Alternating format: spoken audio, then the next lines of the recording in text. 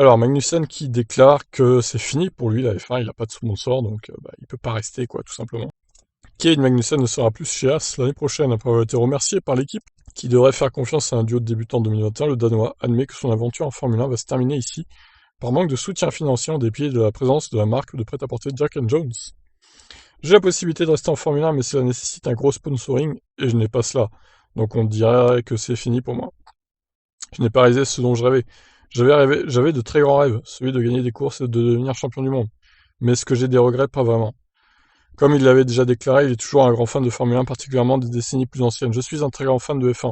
Et mes héros dans le sport automobile sont tous des pilotes des années 50, 60, 70. Si j'avais un souhait, ce serait sûrement d'être né en 1950 ou même en 40. Son absence de regrets vient aussi du fait que l'aventure avec As F1 et Romain Grosjean se termine sans ressentiment.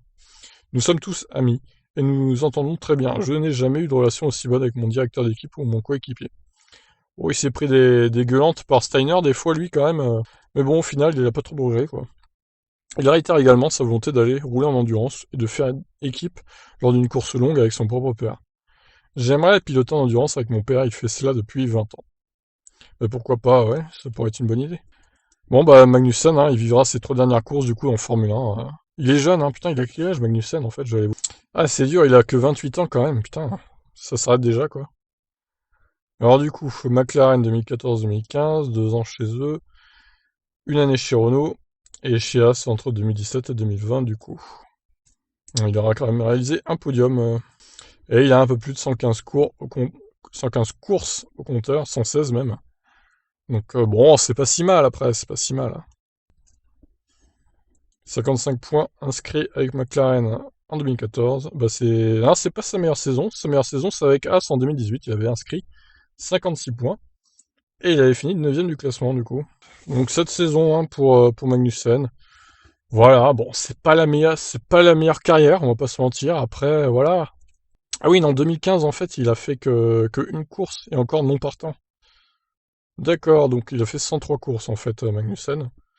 Bon, bah très bien, écoutez. C'est vrai qu'il est encore jeune, il aurait peut-être pu rester en F1 4-5 saisons encore, mais bon, c'est aussi c'est comme ça, hein, ils peuvent pas tous, malheureusement, avoir une carrière comme Hamilton ou Alonso ou Kimi Raikkonen, hein, faire plus de 300 courses, forcément, au bout d'un moment, ça coince.